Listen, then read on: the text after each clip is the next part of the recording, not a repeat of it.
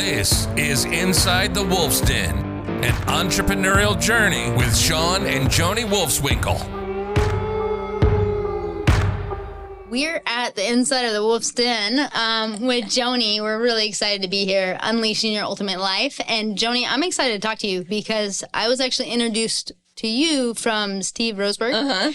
And your story resonated with me. So I'd love to give you the opportunity to start with your story back when when you were a kid and everything you got to see, and how did that transform you into the woman you are today? Yeah, well, thank you, Tiffany, for asking for this interview. This is amazing. And like I said, we're Facebook friends, but didn't really get to know you. So I'm excited to get to know you a little better as well. But yeah, we can start off with my story. So growing up, I didn't grow up in the perfect home, so to speak. So my mother was a single mom.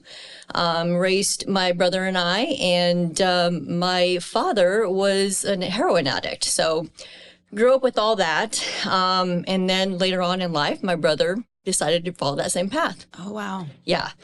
So long story short, he also overdosed and both of them took their life.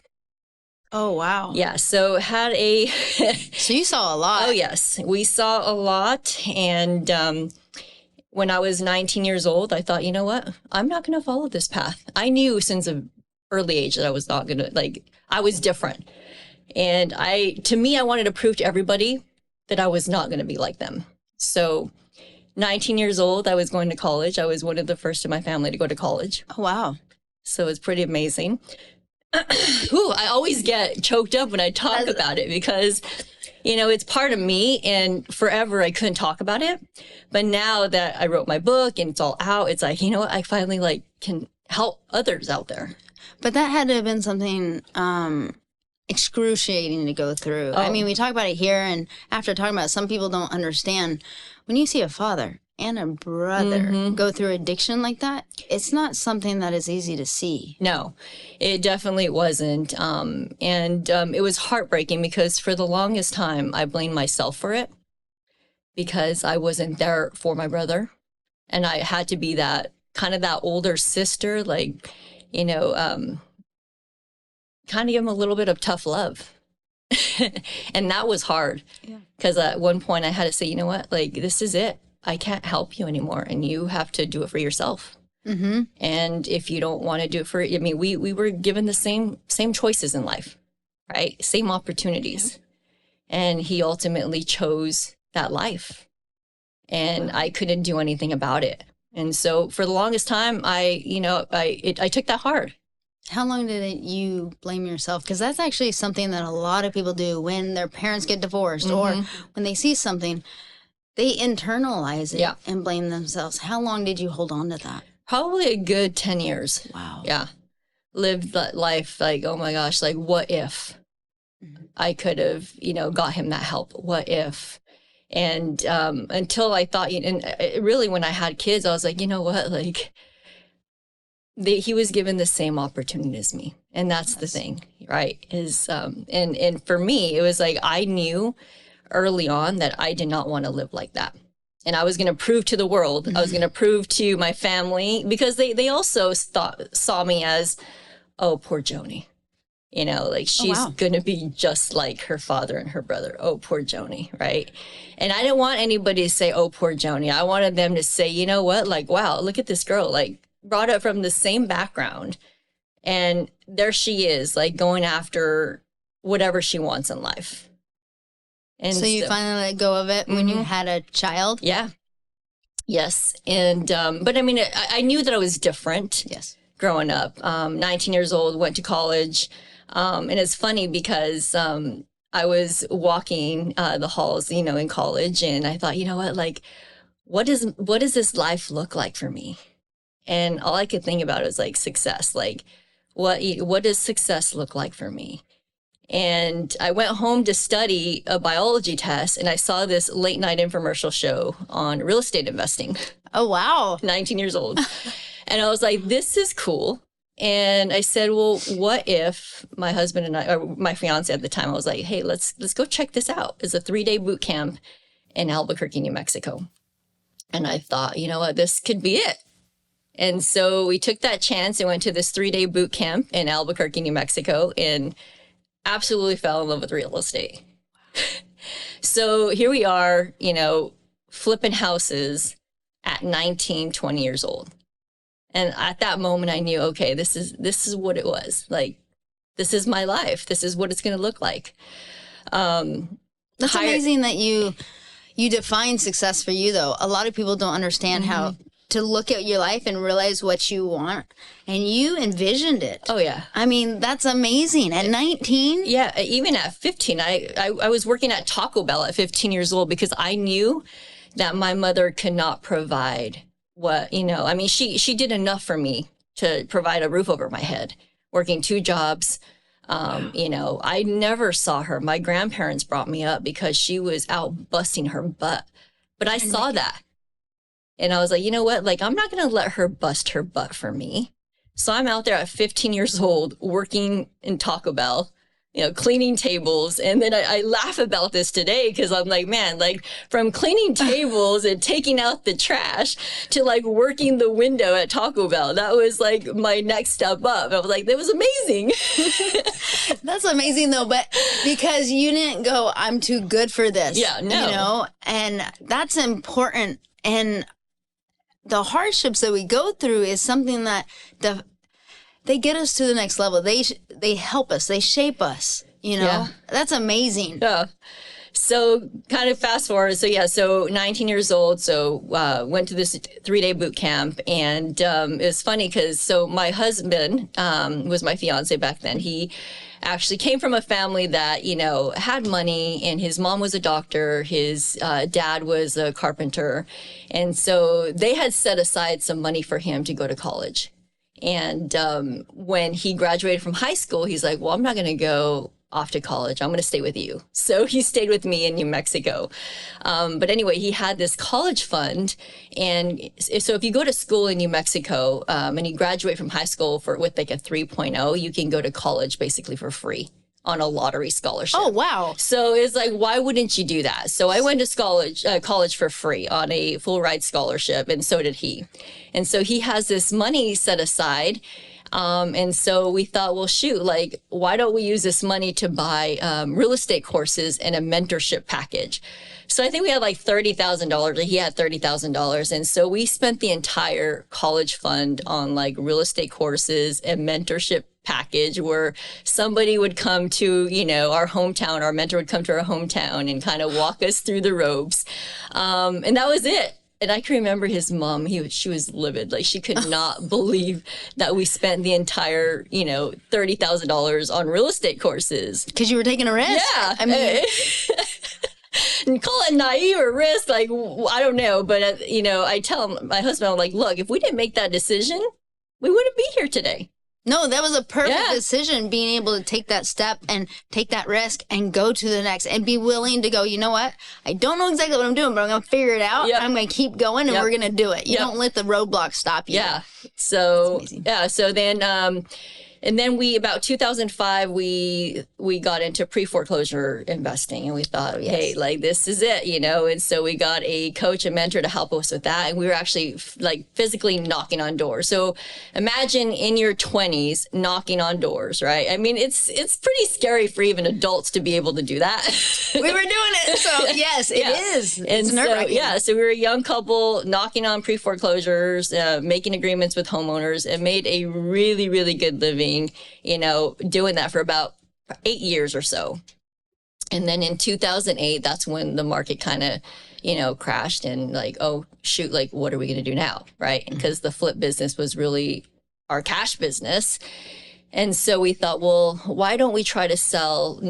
We had like 15 to 20 properties like on the market that we couldn't sell at all. And so we thought, well, instead of trying to retail them, why don't we try to lease them out? And so at least our debts are paid, our mortgages are paid. And so we did that. So we became landlords overnight. And then we thought, well, shoot, how are we going to make the cash now? And so then we ended up selling to investors and selling turnkey. And so, and then thought, well, this is a great opportunity to start a property management company. And so overnight, we started a property management company, and here we are.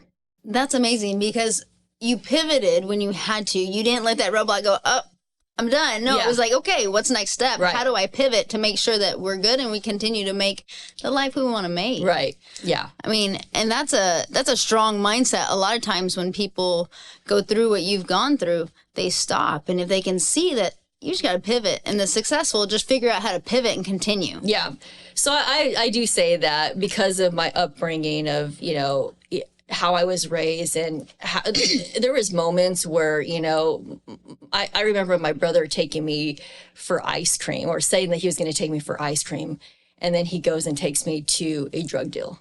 Wow. Right. And so like, I was always having to like adapt to certain situations, and I had to act quickly because I didn't know what was next. You know, and so that was my life growing up. Like it was wild. I imagine you saw a lot. Mm-hmm. I did. Yeah, but also I say, you know what, like right now, like that's who I am. That's what made me the person I am today. So I have no regrets. I love that you said that, because I had someone ask me the same thing. Would you take back your hardship? Would you take back what happened in college, or would you take back this? I said, why? If you take that away, you take part of me. Yeah. Just like you take back your experiences from learning how to pivot as a kid, you take back who you are today. Right. Like that helped you get and learn how to pivot and learn how to move. I mean, that's why when people talk about kids today and kids want easy, or adults want easy, Oh, yeah. I'm like, no, that's not what life is. Yeah. Our struggles help us. Define us. Yes. Absolutely. 100%. I do not regret any bit of it, because it's made me who I am. And my kids watch me and see how hard I work and for what I work for. So I love that. How many kids do you have? 2. Two. Girls, boys? One girl and a boy, Oh, my 9-year-old goodness. girl and a 13-year-old boy. So Okay, I have 15, 12, and 10 now. So, Wow. yeah, so that's amazing. So as your kids watch you, now a lot of women struggle with working so much when they have kids. Did you ever go through the guilt? oh yeah. I mean, early on I did, especially with my daughter.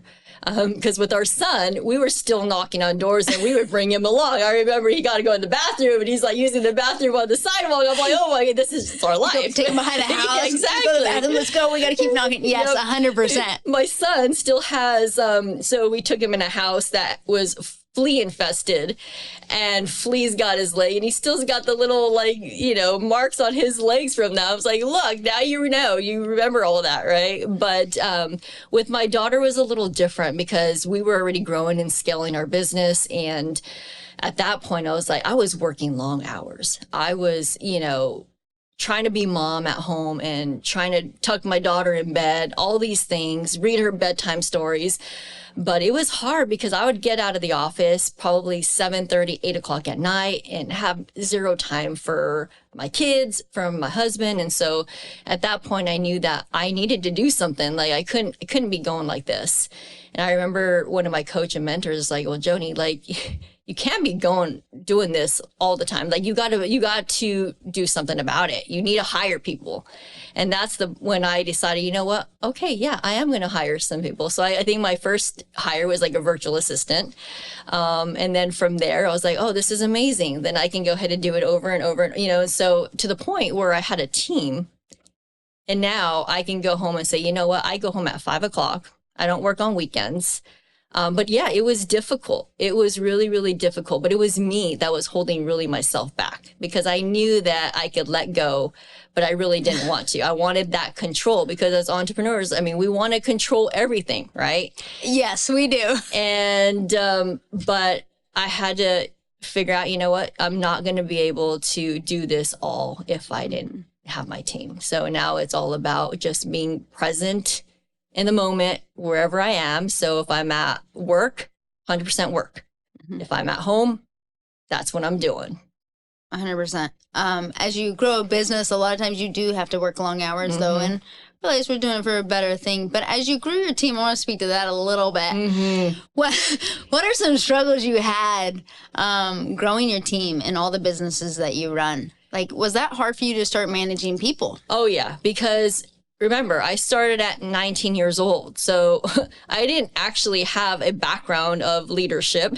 And so, I had to really learn all that, like self-learn it, like read books, listen to podcasts, really develop myself, the emotional awareness and the emotional intelligence, all of that. It was difficult at first, it's like, well, I'll hire somebody. I'm like, no, like they can't do it. Like I can do it better. Right.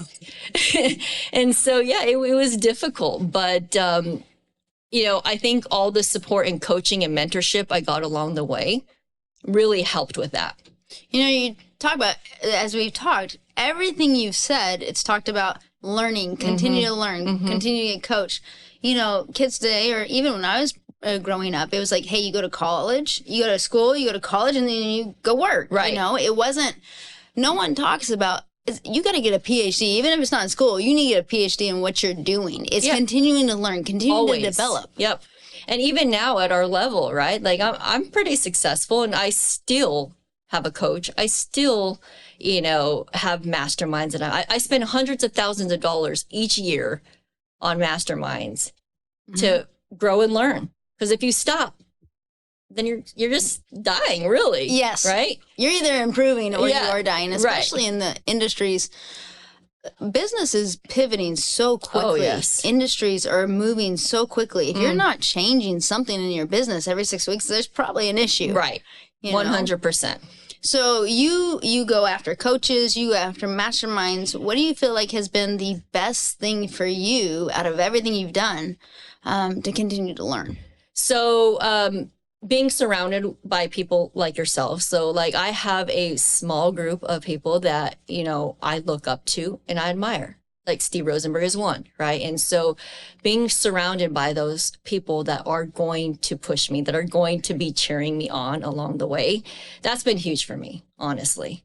But then aside from that, I think the the masterminds, I'm always involved in some sort of mastermind just to keep learning and growing. These podcasts, right? They're amazing. Yeah. Now, continue to learn and grow. In life, we want to be buttered up. We want to say, hey, we're doing good. And I find you really need someone that tells you, you know what, you need to suck it up, buttercup. Yep. I mean, at least that's what I love. I love when someone tells me, look, this is where you're screwing up. And that's where I feel like coaches come in and masterminds come in and say, no, this is what you have to change to get better. Oh, yeah, absolutely, 100%. I wouldn't have been able to grow all 5 of my companies if I didn't otherwise, because, again, I thought I could do it all. Mm-hmm. I'm not Superwoman as much as I think. And that's what people's like, man, I don't understand. Like, how can you build 5 businesses, and I see you everywhere. I see you traveling. I see you, at mastermind events. I see you speaking. I see you doing all these things. How are you able to do all that and still run your businesses and still be mom at home and a wife? And I'm like, well, a team, duh. A team. Right? 100%. I think a team is so incredibly important. I talk on that a lot, is like building your SWAT team behind you, because we're not super women. No. I mean, you can't run 5 businesses all by yourself. Nope. Otherwise, there are balls dropping every day. And you might have a team that drops every once in a while, but you put processes and procedures in place so they don't.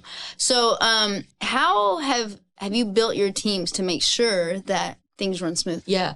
So I have a leadership team, and on my leadership team, there's 5 of us. And we also have implemented EOS in our business. And so every Tuesday I come into leadership and kind of get a good idea of where the business is. But what's really cool is that our leadership team is the one that's pushing it to the rest of the team. And that's where it starts, is with the leader, the upper management, right? And so, yeah, I know that I can take time away. Typically I take about a month out of the year off. So in the summers, my kids and my family will go on a month vacation, right? And when I come back, everything's fine. Everything's built because my leadership team is the key component of that. So the first time you took a month off, How stressful? How Oh stressful my for gosh. you? Not that your team was probably like, just go have fun. Yeah. But how was that for you? So this is before the first time I took a month off, this was before I had a leadership team. So I'll tell you the story. So it was actually a coach of mine, a mentor of mine. He's like, Joni's like, he knew that I was stressed out. And he's like, well, what's going to make you happy? And I was like, you know what? If I took a month off, just to totally disengage, I just want to spend time with my family, no emails, nothing. Like, I don't want to, have to do anything. I don't want in business. And he's like, okay, well, what is it going to take to get there? And I was like, well, I'm going to have systems in place. I'm going to have, processes and procedures, all of that. And I'm going to need to get a leadership team. And he's like, okay. He's like, well, how long do you think it's going to take you to get there? I was like, well, it's going to take me about a year to prep for that. And so we put it on my vision board, signed a contract that a year from, I think it was in 2017, or 16. In 2017, I was going to take my month off. And so signed the contract and everything and got to work that whole year, put everything in place, put a leader in place, not a leadership team, but a leader in place. Thought that this person would be the good fit. And we took our month off. And it was amazing. We went to Hawaii for a week. We went backpacking up in the mountains, no phones, no emails, pitching a tent. My kids still talk about that month off. It was amazing. It's something that they always, always talk about. But when I got back, I thought, oh, this is going to be great. I got back and I think 2 or 3 of my key employees quit. And I was like, oh my gosh, like, why did I do this? Questioning if this was the right thing to do, right? And it turns out the leader that I put in place was not a leader. She was a micromanager. So she wanted everybody to know that she was in charge. Oh, we love those type of people, don't we? Yes. And so she ran off 3 of my good employees. Ouch. So came back to the drawing board and, had to rebuild. But again, no regrets, because had I not taken that month off, I probably wouldn't have done it. I probably would have been in the same place doing the same things. But now I knew that, okay, I needed a true leadership team in place. But what you talk about is really important there is, look, we made a hire that probably wasn't great and ran off some good employees, but then you went back to the drawing board. What you said there was really a good visual is you went back to the drawing board to go, okay, how can I get what I need in place to make sure I can continue to do this? Because really what we do this for is what? To create experiences, to create a life, right? Right. Absolutely. 100%. We don't want to be stuck to the desk, but also it's a win-win for everybody when we build businesses. Yeah, it really is. And now I can take off a month and not worry about, who's going to run off who. Like, our leadership team is a strong leadership team. They, trust each other. They collaborate with each other. And it's no longer Shawn and Joni making the decisions. It's the leaders and the leadership team. Now, let's talk to that a little bit. You are a husband and wife, and you work together, okay? I'm a husband and wife, and we work together, okay? I would say, I'm guessing, tell me if I'm wrong, but the leadership was probably really good so that it was more than just y'all going back and forth against each other, I guess. Not against each other, but you know what I'm saying? Like, yes. You're going to have different opinions. You're never going to see eye to eye 100%. It's not possible. No, we just had a podcast on this, I think, last week. It's tough. It can be really tough working together. And so when my husband and I started, we've been working together for like 26 years, 23, 24, something like that. Anyway, you lose count after a while. You do, you lose count. How many years have we been married? Yeah, exactly. Yeah. But, early on, we had to find our roles. Okay, like, what are you good at and what am I good at? Like, I'm good at, talking to people. Like, I love the sales, negotiating. All of that piece is what I like. And he likes the, finance and operation side of things. I'm like, cool, because I don't like any of that. So early on, we just, were able to find our roles and we stayed in our lane. So if it was in my lane, then, hey, I will answer to that. If it's in his, vice versa.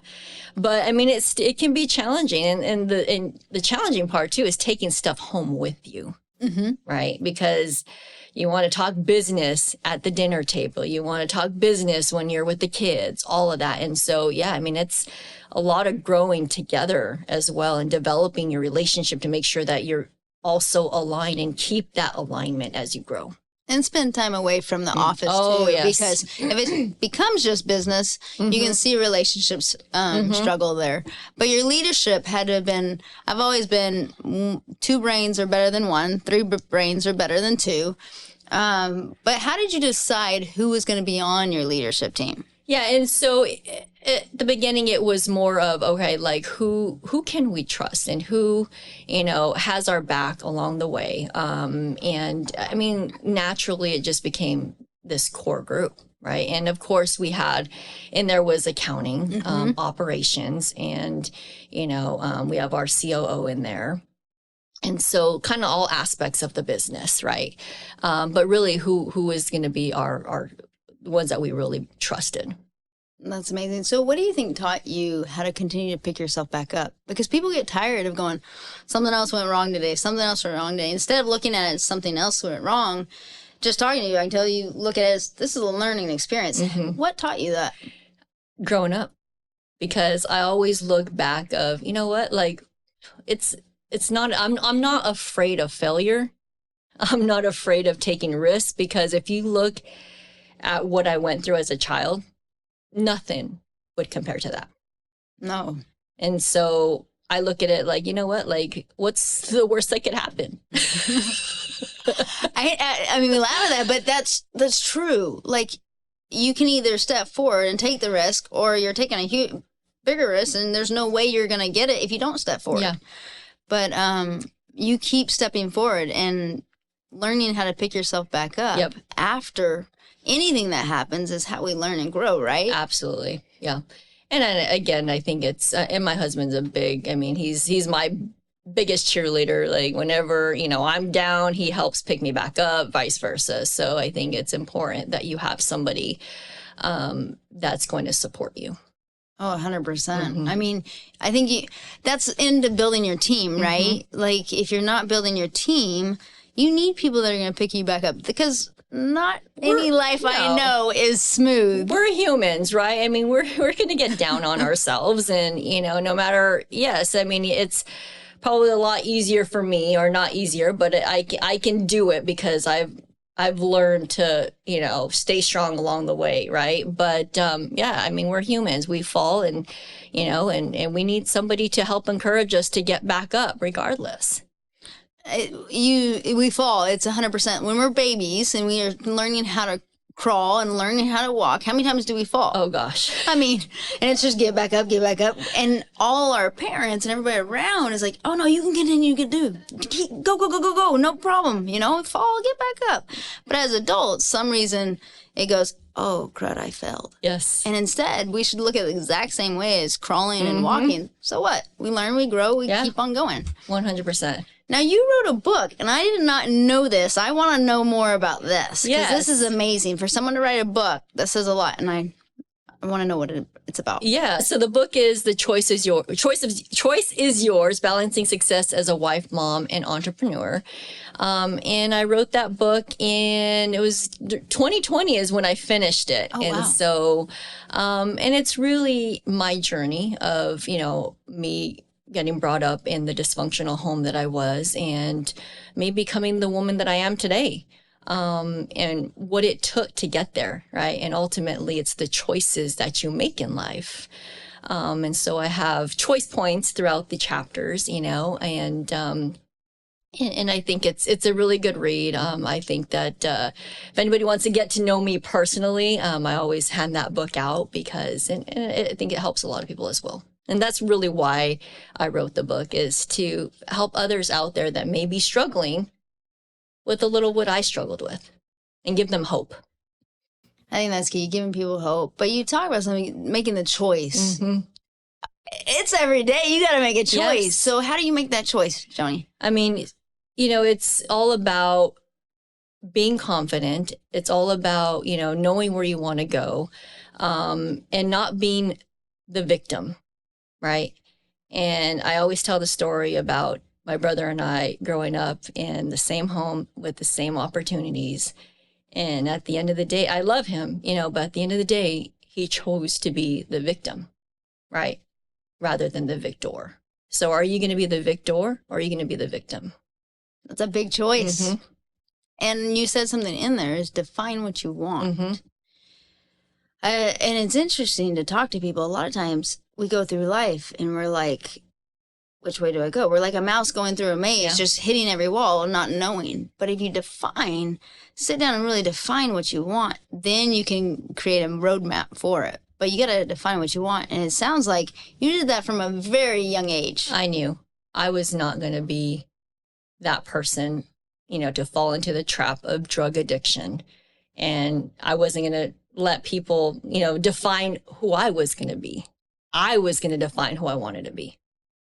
And that's the key. You got to define what you want to be and who you want to be and not let anybody else define you. That's so important there because I think, and that happened to me early on too, like letting people judge you. Like who cares? Do not care what other people think of you because I do not give. That's important. You do you. You're on your journey and your journey only. So, get back up there and live the way you want to live. And don't worry about what others are thinking or what they're going to think. That's a strong statement because so many people care what someone else thinks. And when you're starting a business, you can't care. You've got to run and keep going and keep picking yourself back up. I love that you wrote a book. I cannot wait to read it because I'm going to read it. Yes. But you also run 5 very successful businesses. Yes. Now, why don't you tell us what businesses they are? We've talked on a few, but I don't think we've talked on all 5. So it started with the Build to Rent company, and then my 2 property management companies, one in Houston, in Albuquerque, New Mexico, and then my remote team member business. So I have a virtual assistant company that I help service other industry, service-based industry businesses, not just PM, property management, but other service industries. So we work with plumbing companies, HVAC companies, you name it. We work with them. And then my plumbing business in Albuquerque, New Mexico. Okay. And what's the name of your remote team member business? So it's True Work Logistics. Okay.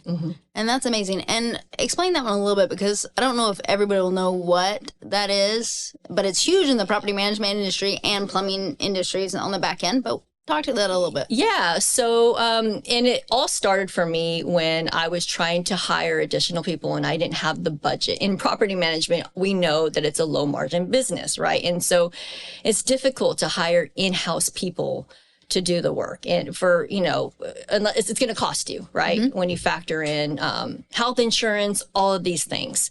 And so we found a solution where virtual assistants, they're really global employees is what I like to call them. Yep. They're working from, ours are from Mexico. We have some from the Philippines as well.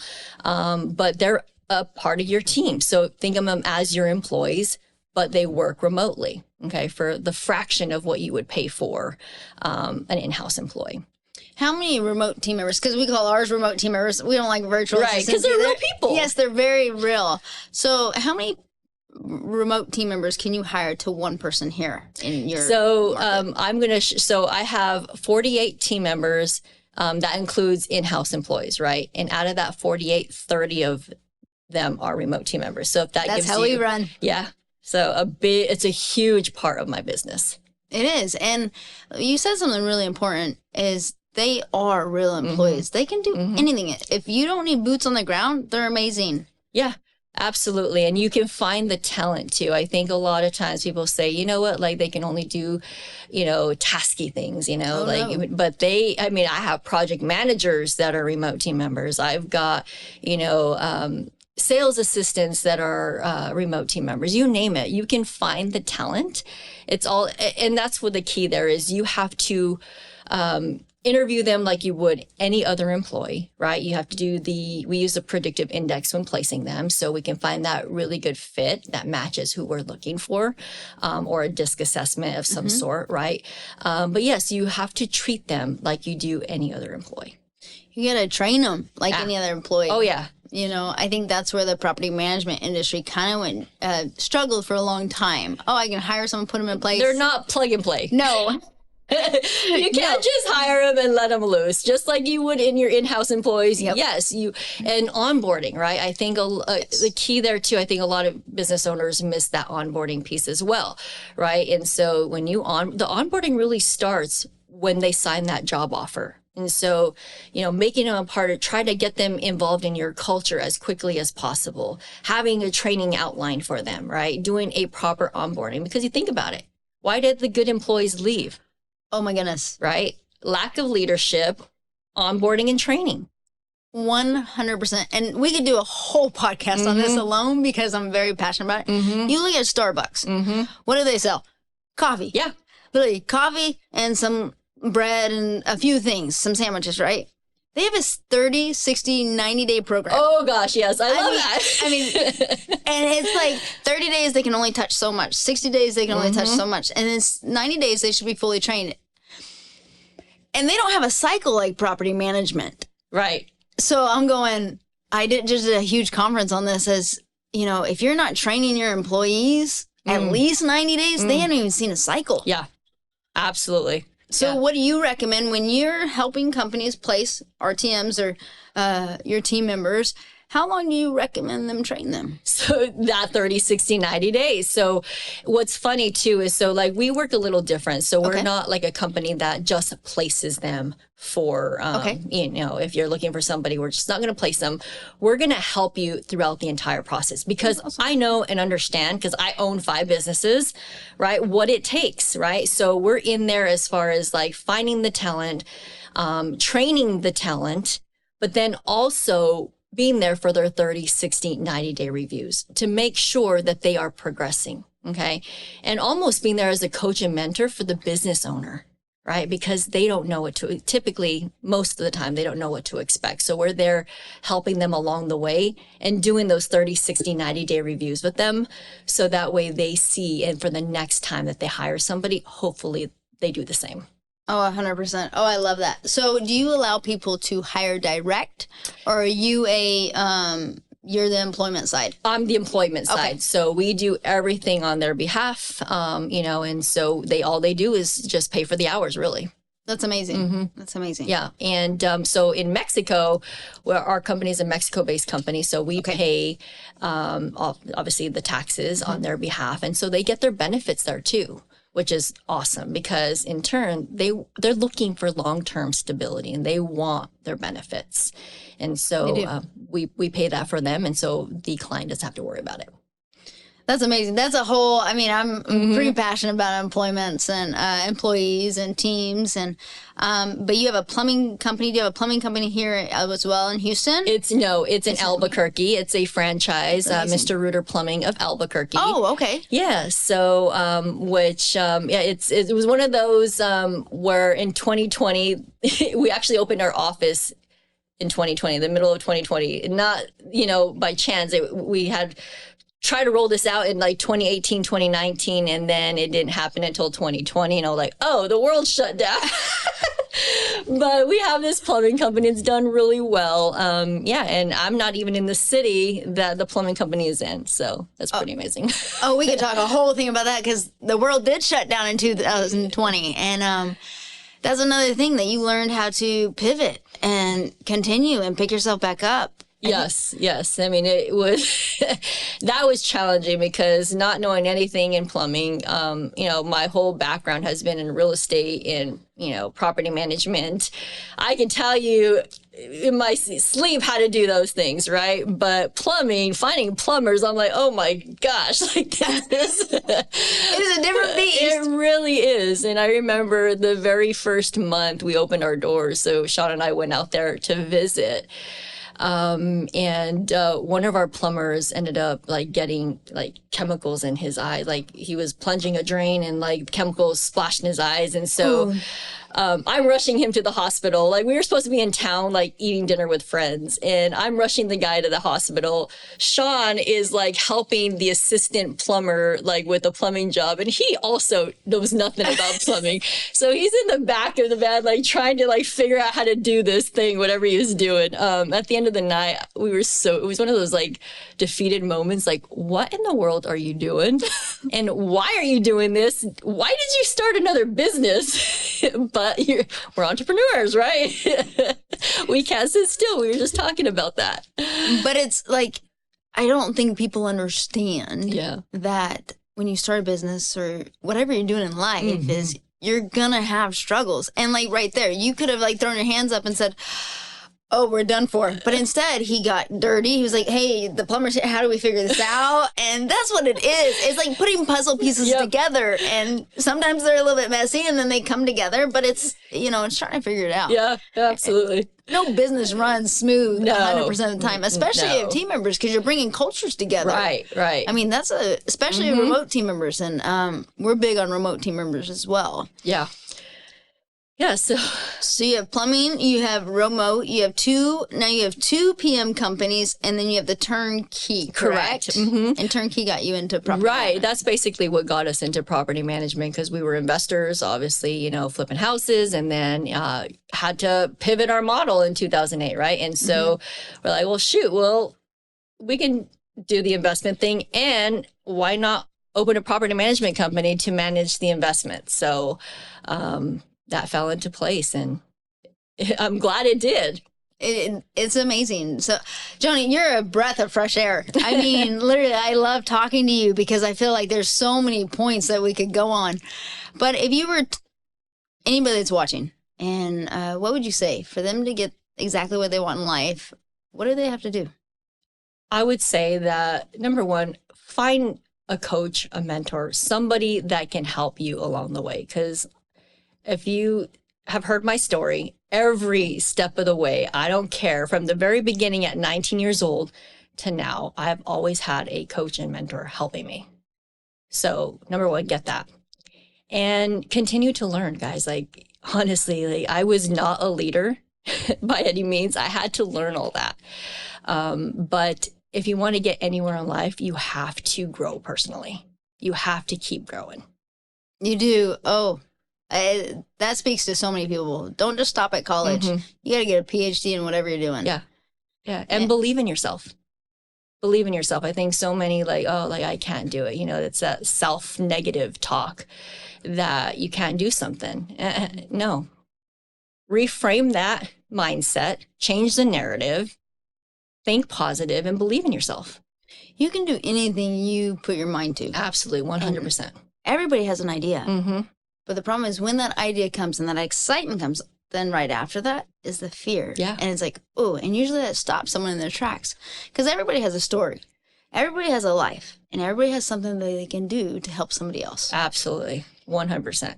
Oh, you're a breath of fresh air. I wish I had probably a week with you, to be honest. But learning from you, Joni, is a way to get your ultimate life. I mean, seriously, you've learned how to define it. You've learned how to pivot. You've learned how to overcome struggles and continue to grow. So I appreciate your time today with me and continuing to learn. Well, thank you so much for having me here today, because this was an amazing interview, and it's so good to finally meet you in person. I know, right? Where can everybody find you? So I'm on Facebook, Joni M. Wolfswinkel, and then also on Instagram, and website if you want to get a hold of me is joni@trueworkslogistics.com.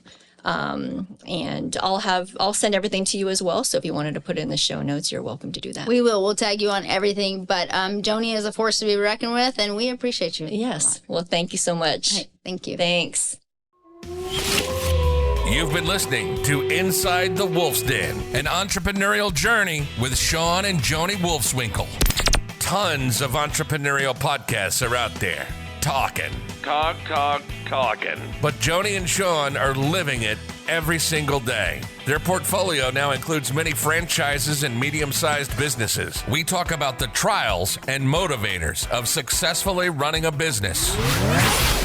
Join us again soon for another podcast. But until then, reach out on the website at InsideTheWolfsDen.com, on Facebook at Inside the Wolf's Den, on Instagram at Inside the Wolf Den. We'll see you again soon.